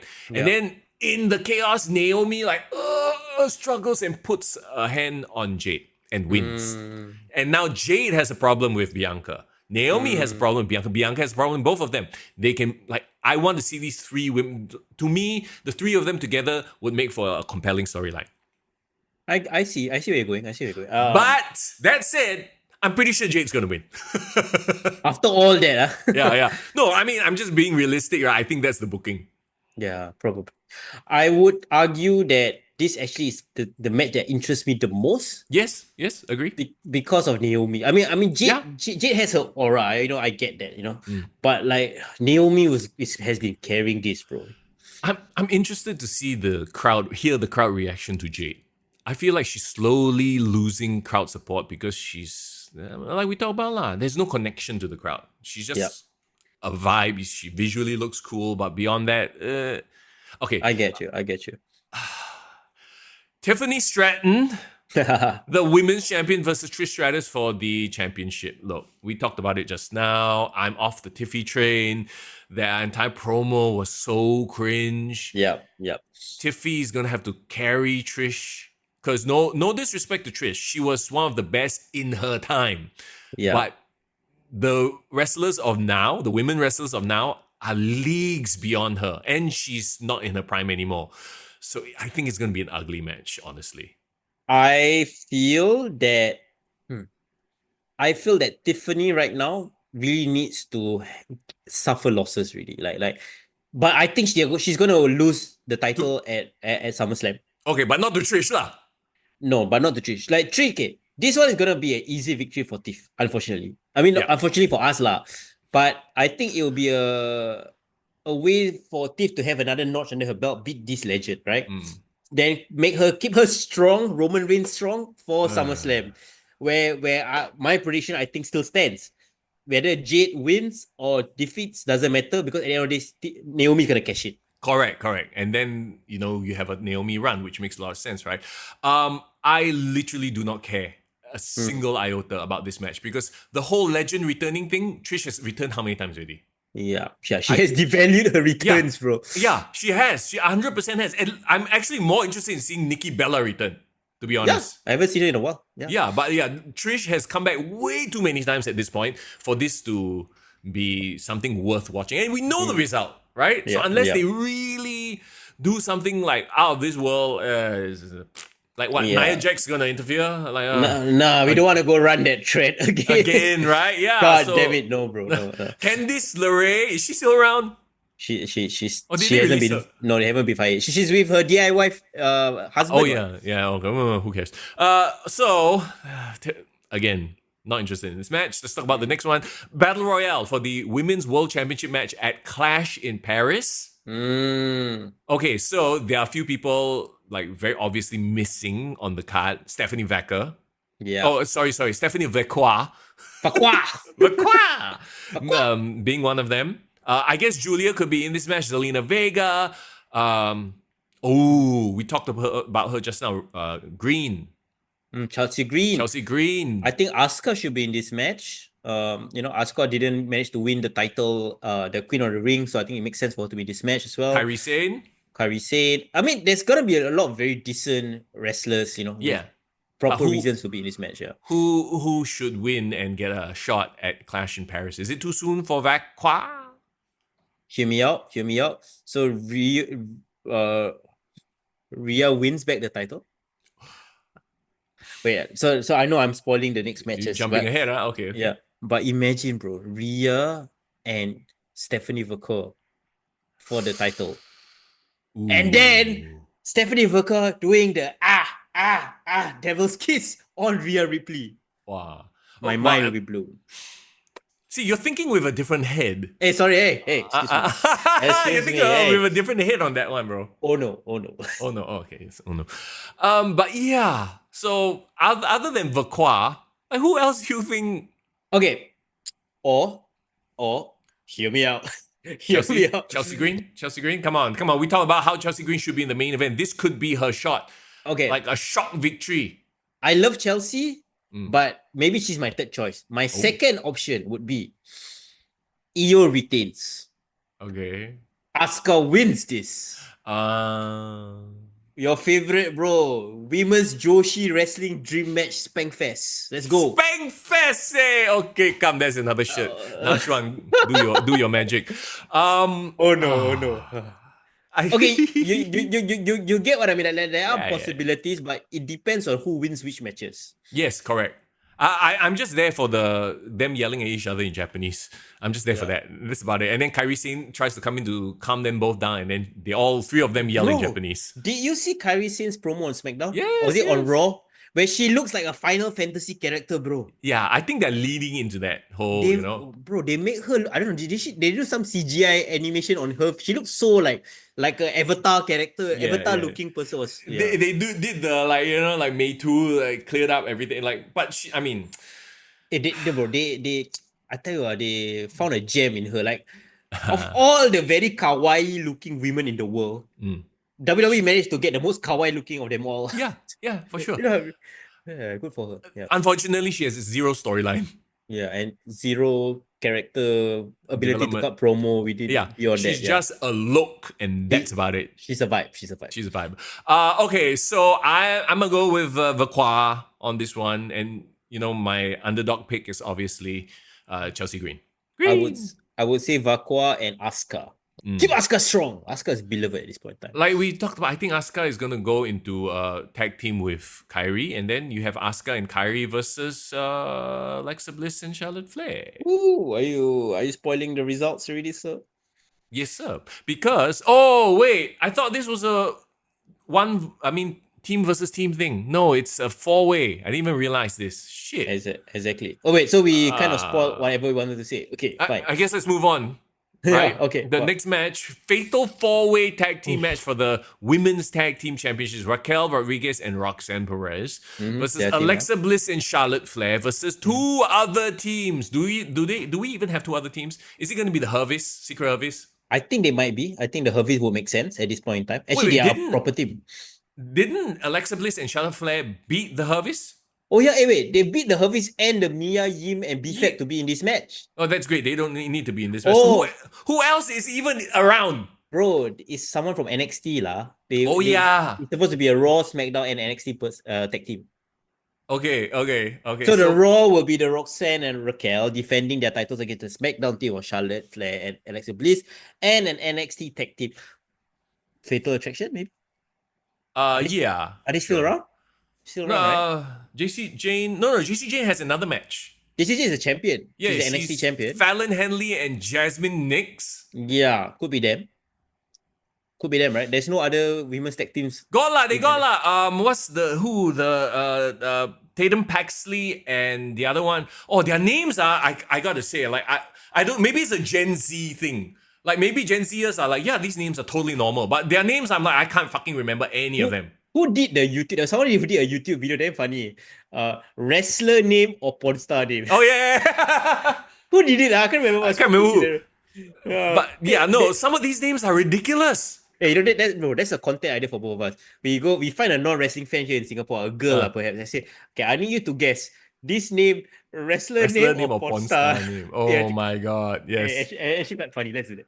Bro, Alexa Bliss, if you're a non-wrestling fan, yeah, exactly right. That's a porn star name right there. Okay, but anyway, it's not gonna be the NXT tag team that wins this, right? Yeah. And you just put together Alexa Bliss and Charlotte Flair. How are you gonna have them not win? Like, isn't the whole idea of they are the very stereotypical, unlikely alliance tag team, right? We've seen this ad nauseum, and it can work. We know it can work. Yeah. The only thing I like about this team is the fact that Charlotte is away from the main title scene. Yeah. Okay. Is this how we get a situation where they don't win and then Charlotte turns on Alexa and then we get Alexa versus Charlotte? Too soon. Yeah? Too soon. Okay. I think they need to go for that, right? And if you've been watching the matches and like the interactions, I think Alexa has brought out a bit of Charlotte's more chill side. And like, I think the crowd has been like, have you seen the crowd sentiment online? Like the crowd has been enjoying, like, wow, Charlotte finally got show personality. Finally, Charlotte a bit more likable because she's not too hard up about becoming champion. Like, maybe her being vulnerable was the key all along. Yeah. So you got Alexa, and maybe Alexa is just being cool mom with Charlotte. I don't know what's their history because apparently they referenced that they used to be friends in NXT. I never remember them having friend interactions. What was that about? Because Charlotte was always wrapped up with the Four Horsewomen. I feel like they never really had a lot of interaction. Alexa Bliss always felt like, just a separate world. Side character with the Blake and Murphy, right? Yeah. And can we just, I don't know if you realize this, but Buddy, like Murphy, dated Alexa, married Rhea. Bro won in life, bro. Who cares what he does? Yeah. He won in life. Bro got a 10 and a 10. Yeah. How do you get a 10 and a 10 in life like that? If he never dated any girl in the world ever again, he no need to worry, bro. He really got the best. Yeah. Twice. He got the best twice. Somebody, I think he had the interview with Chris Van Vliet or something like that, where he talked about how I think he tried to choke out Rhea, like they were sparring. Oh, yeah. And then like she was putting her in like a triangle choke and told her to tap out, but she would not tap out to the point that his leg cramped out and he had to let her go. So and then Buddy was saying like, wow, this girl can't even tap out. I am never gonna cheat on her ever. I will never cheat on her. Like, this girl can kill me, bro. You know yeah. I love it. And you know what? I believe him. Yeah. Who want to cheat on? I mean, except you're Dominic Mysterio, like dirty dog. Oh, see, that's why he's so hated. That's why that was a brilliant storyline because you already had the best and you go and cheat on that. What's wrong with you? But I mean, Yeah, do you Sure. remember that Liv Morgan, like, a woman like me can't handle, and then she turned around and showed her booty shots. That's the reason why he fell, bro. That's why he wavered a bit, bro. Wavered, but yeah. Anyway, Buddy Murphy, all our collective respect. I was going to say hero, but then I realized no, we are also very lucky in our lives. Yeah, so we're very happy. Obviously, we all have our own tens, you know. It's all it's all relative, but again, it's Alexa, please. Damn it. 10. Okay, hey, even that 10 got Cassie Lee, so good for him as well. Oh yeah, oh my god, yeah. So allow. Forget it. The fact that he's like don't know what he's doing now with some. Oh my god, I watch NXT. I casually watch NXT. Like I'm bored. I have it in the background, right? The Dev Rebel needs to fucking stop it. Like, really, the Dev Rebel hate is 100% justified. Justified. This is awful chance. Yeah, like literally every song, like there has to be a quote before every intro. And then talking about that guy, oh my god, I forgot his name. The 10. Sean Spears. Sean Spears. His intro is like fucking like one paragraph of speech before the song hits. I'm like, what the fuck is this? Okay, you see, Dev Rebel took the Jim Johnston school of making theme songs too literally. Because the thing about Jim Johnston was he incorporated elements of the character and then made it into a song. So that's why hence the glass break, hence the rocks call out. But it was the rock only calling out. Yeah. It's not everyone and their mother Undertaker rest in peace. No, you know what I mean? Yeah. No, okay, dude. Go and watch it, right? And like it's like there is truth, there's pain in truth, but the truth will set you free or something. Like it's a full-on like sentence. It's not just like, you know, like Queen, or it's not just like I don't know. You're going to listen, it's stupid as fuck. No, it's dumb. Okay, NXT can go on another tangent, but I'm very curious, like, because, you know, you used to be like NXT full-on supporter, right? But has NXT fell off a bit since the recent like movement of the stars? There have been some, like they're trying with some of these, and there's a lot of you can see like, okay, these guys are destined for, you know, the main event, right? But when I see people like what's his face? The Mafia guy. Oh fuck, Tony D'Angelo, and then now he's feuding with the guy who used to be his underboss, Stacks. Stacks, yeah. The Chad. Did you just say Tony lah? Yeah. You know what? Like there are some characters that just needs to just stay there forever. Yeah. Like I'm like, shouldn't you get caught up already? Like you're still doing the whole Italian gimmick in NXT. Like what? Damn longs, yeah. Bro, how's our bro Dante Chen? I saw that he went to Evolve. So I haven't seen him on NXT. I don't watch Evolve, so I don't know what's going on. You know what's so sad? A lot of the people that he brought in has passed him by. The gatekeeper thing really has come to pass, and that sucks for us, you know. Yeah, but he still has a job, so you know. Yeah. Good for you. At the end of the day, it's like, can you appeal to the North American crowd? That's a very important question to answer. So I would argue that actually he has a connection with the NXT crowd. Have you read the comments? A lot of the NXT fans actually like him, like his song. I mean, a lot of him like his song, but like feel that he should be in a higher spot than he is. So I don't think it's the crowd. I think it's management. Management doesn't see him as anything interesting or more. Okay, so there is a difference, right? I feel like the NXT crowd, they are your ride or dies. They are the ones who will support you. They see you every week, you know. They know you're trying your best, right? Yeah. They want them to succeed. They want the rest to succeed. I wouldn't take an NXT crowd as an accurate barometer. Does that make sense? Yeah. But if I was, you know, I had Dante in a feud with Brian Pillman Jr., right? Freaking Lexis King. He lost that, sure. But shouldn't that be propelling him to a new feud? Like keep him on TV. He's not even on TV. That's the problem. The problem now is there are so many other people. That's the other thing. You know, talking about Lexis King, he's like there, but he's involved in some like the cup. They have that cup. What the fuck is that cup thing? The Heritage Cup. Heritage Cup. Like he's sort of there in that situation. Lexis King hasn't been elevated. Like he's still there at least. Yeah. But I don't really see much of him. Like maybe they think that he needs more training or whatever it is. And then remember Dark State that Retribution wannabe? Yeah. Yeah. They like suddenly disappeared and then they're just cutting promos and the promos suck, bro.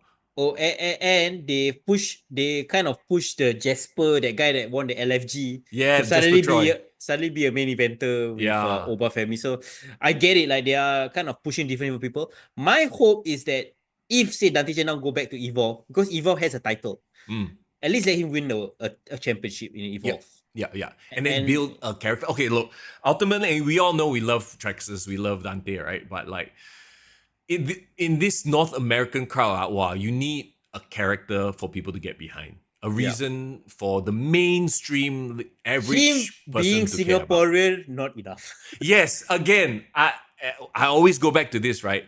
Like, wearing the Singapore flag is great, but being Singaporean is not a gimmick. Like how I say being Japanese is not a gimmick. Correct. It's the same. It's the Sami Zayn thing, right? Sami Zayn became popular when he started building himself as a character, somebody from the bloodline, blah blah blah. I would argue Dante Chen needs something to bounce off. So that's why I was very hopeful when he was partnered with Robert Stone as the manager or something like that. Like it could have led to something. That led nowhere. It led nowhere, yeah, exactly. So I think they might have had an idea, it dropped after a bit. So that sucks. Okay, let's move on though. The 4-way tag team match, Raquel and Okay, so here's my thing. You just put together this Alexa Bliss Charlotte Flair team. I don't think they should lose. But also, you just put together Roxanne and Raquel. So it's like, where do we go? I would say maybe Charlotte and Alexa lose here, but then eventually they have a rematch at SummerSlam, perhaps. And because this is a 4-way, they don't have to take the pin. The NXT team. Basically, the NXT team. And then at least you have the uneasy alliance between Raquel and Roxanne. Raquel can be like, okay, like you're no live, but like I guess we got through this together. Yeah, maybe we can. Yeah, that's fair. That's fair, right? Because if you have them lose here, immediately Raquel and Roxanne are like, no, right? Like they should be feuding already, right? Correct. So yeah, it's I guess that's what's gonna happen. That's what's happening. Okay, there you go. Io Sky versus Rhea. Oh wait. Actually, let's talk about the NXT Women's Championship first. JC Jane versus Jordan Grace. Okay, look, JC Jane is one of those. Even when she won, everyone's like, why? Yeah, why? Why beat Stephanie Burkett, right? Yeah, she's one of those that has been there for a very long time. That just for whatever reason can't break out in terms of acceptance as a main event character. You know? She's a mean girl, and that's it. Yeah, but we've seen a dime and dozen, like so many of these girls. She was the third member of Toxic Attraction. As much as I hate saying that, you know, she was like Toxic Attraction was Mandy, it was Gigi, who were both bigger stars, bigger names, and then it was JC. JC was the least, like quote unquote, least likely to break out one. Yeah, and Gigi got let go as well, right? Gigi Dolan got let go. So yeah, like I would keep the two of them and let go of JC. Like that was what I would have done. Well, maybe she was a better backstage hand, as it were, like a good hand, as they say. That can mean a lot of things, Mr. Yang, but sure. You know what I mean. Come on now. Okay. Think with the correct head. Jordan Grace needs to win the title. Yeah. Point blank, give Jordan Grace a run as the chase. I already have said, like, why isn't she on the main roster? I would argue that NXT is actually beneath her. Yeah. So the least you can do is make her the top women star there right now. Let her have a dominant run as NXT champion, and then bring up other, women as well while she does it, right? Have banger matches. Yep. And then finally have a drop, move up to the main roster. Yeah, and I hope by the time she moves up to the main roster, the women's title winners or world champions are Stephanie Verker and Julia, I guess. Yeah. They can have a whole NXT thing all over again. Yeah, that next generation, right? Yeah, absolutely. Io Sky versus Rhea Ripley. Here we go. The interesting thing is, right, I hear more crowd response for Io, which is great. Like, it's what she deserves, right? There's a respect factor with Io Sky at this point. Yep. When she did the whole promo of, I want to fight somebody, I want to fight the best. And then the best, it's you, Rhea Ripley. Yay, let's fight. Ha, smile. Like, I'm not a fan of that sort of a setup. the crowd loves EO. That's why I think the crowd very patient with EO. If it was anyone else cutting this promo, they were like, what the fuck is this girl talking? Yeah. But because it's EO, they're like, yeah, sayang lah. She can like stumble or she can be very halting with her. That's fine. It's not, I have nothing against her as a character or what. It's just that we've seen Rio versus EO a lot of times already, even before WrestleMania. But here's the thing. This is a narrative the commentators always bring up, right? Rhea has never beat EO. So I don't know if like on Monday or Tuesday morning for us, they're going to lean into that a little bit more and make that the story. So it becomes Rio is the underdog actually. And then Rhea. Did I say Rio? Yeah, Riho. Rhea and EO is Riho. No, Rhea is the underdog in a weird way, and Rhea has to finally get the comeuppance and win, which sucks because I think that EO hasn't really done that much as champion. Yeah, there was times that she was off TV for too long. Yeah. The title. Does Rio? Oh my God! Does EO feel like a Kofi Kingston, Daniel Bryan, Jey Uso type of champion? No, she's not, because she's better than all of them as a as an in-ring performer. Yes, but does it feel like that sort of vibe where we are giving you the title out of respect because you have worked hard and you deserve it, like a Bailey almost, right? But in terms of telling a story or a main event look star, it's gotta be Rhea. Funny that you mentioned Bailey, because I think Rhea's EO's reign is very reminiscent of Bailey, because when Bailey won the title, she had championship defenses here and there, but essentially it was a letdown, right? Yeah. I think WWE needs to work on this. They are very good with the chase. They know how to book somebody trying to chase for the title, but once they win, they are not very good at booking some of them are. Like I did actually, right, Loki, I enjoyed Jey Uso being the champion and having so many targets on his back. Or even like John Cena now, having so many people gunning. Like that is the kind of story that will make the champion very interesting. Yeah. The problem with EO is that EO won. EO is well known as a very like great wrestler, technical wrestler. But she needed like a destroyer chasing her, like maybe like a Nia Jax, for example. Yeah. You know what I mean? And then she has to fight for underneath. That would have kept her interesting as a champion. But instead, we got her just not showing up. Yeah, they didn't do anything with her. So but now they're trying because they got Evolution on the horizon. So is this the start of her having effort being thrown in her reign, or is this just gonna cut her off before it can even begin? So that's the question. Well, here's the thing. Let's not forget, we have October coming soon, which is Perth. Oh yeah. Crown Jewel, where Rhea will be a headliner 100% confirmed. Does she go into Perth as champion or chasing the champion? Because imagine the pop when she wins the title in Perth. WWE, at the end of the day, this is all about making moments, right? Yeah. What a moment it would be with Rhea winning the title as opposed to defending the title in Perth, in her homeland. Bro, you might have booked it, bro. You might have discovered the booking solution to this, right? Okay. So we have Rhea lose to EO somehow? Shenanigans. It's gotta be shenanigans. Somebody ruins a great match, right? Why give up the Rio title win here? Rio! You said it! Hashtag Rio! Why give up that title win if they can just tahan a bit more, delay their gratification a bit more until Perth, right? EO can win, can go on to fight Asuka, or even Stephanie Booker will be amazing. And then they can have that rivalry and then bring back Rhea. Triple chat. I don't know. Okay, who disturbs? If this were a screwy finish, who would disturb? Who is involved with? See, that's the thing. They are really not involved in any other feuds. Which is like if you talk about, like, for example, the Seth Rollins thing, right? Like, okay, you have so many options for somebody to show up. Penta could show up. Friggin' Sami Zayn, CM Punk. It makes sense, right? In this match, who logically could show up and cause an interference? Fuck, man. I just had a crazy idea. Okay. But I don't think that we will go down this direction. But just entertain me. Tell me, yes. Paul Heyman, Dangerous Alliance, needs a female faction member. Oh boy. Rhea keeps losing. She's angry. She's like, am I not good enough? Align myself with another faction. Join Seth Rollins' faction. No. No, because she needs to be. She's a baby face. Now she is. Yeah. I don't think it bodes them well to have her suddenly turn. She's okay. Hear me out. She's a bigger draw than the Seth Rollins faction. Ooh, you think she can stand on her own? I think she can 100% stand on her own. Her joining this dangerous alliance is a downgrade for her.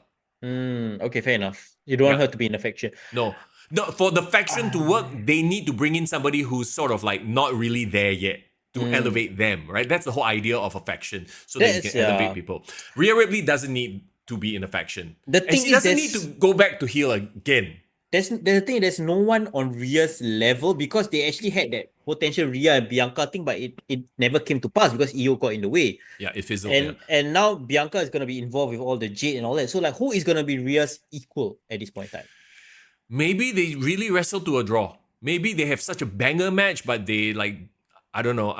It would be a shit finish, but they like literally both get double counted out. Yeah, and I do not want Rhea to be involved with the Judgment Day at all. Yeah. No more, please. No more Raquel, no Roxanne. Just stay away from that shit. Oh man, I have no idea. Okay, I have no idea. Yeah, it could be interesting then. Like you could argue that this makes this match compelling in that, oh shit, you don't know who's gonna win. Yeah, perhaps, but like it's just boring lah. That's the other no, exactly. That's the other side of the coin, right? Like, or this could just be a stinker. Like, wow, I think it would be such a letdown if Rhea actually won. Just a straight up match. Rhea wins. They hug, shake hands, whatever bullshit, and it's like, but then you don't get the Rhea payoff in Perth. But the history of this being like a historic event, Evolution 2, maybe they want some moments. Because this is going to be a main event, right? Like, is this the main event? That's the thing.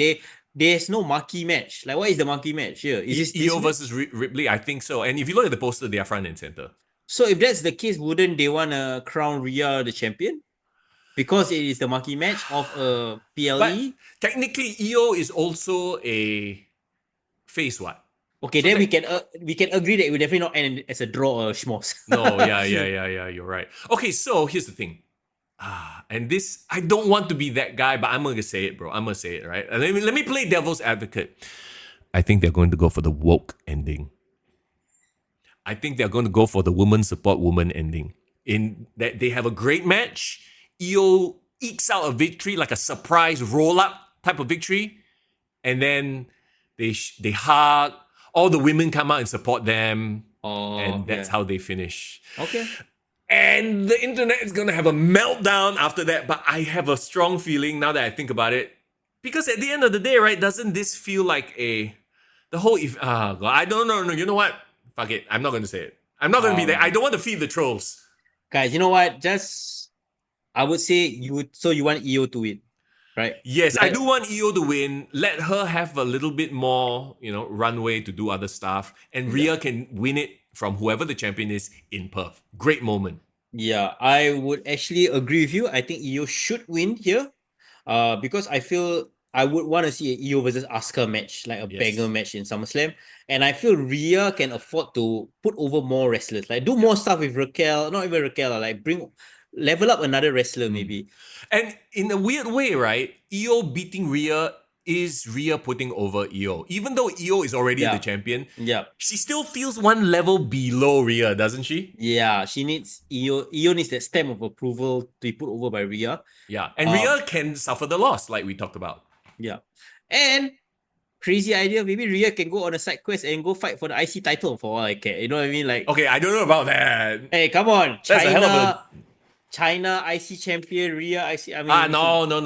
The fact that she's okay. What do you mean, the men's IC champion?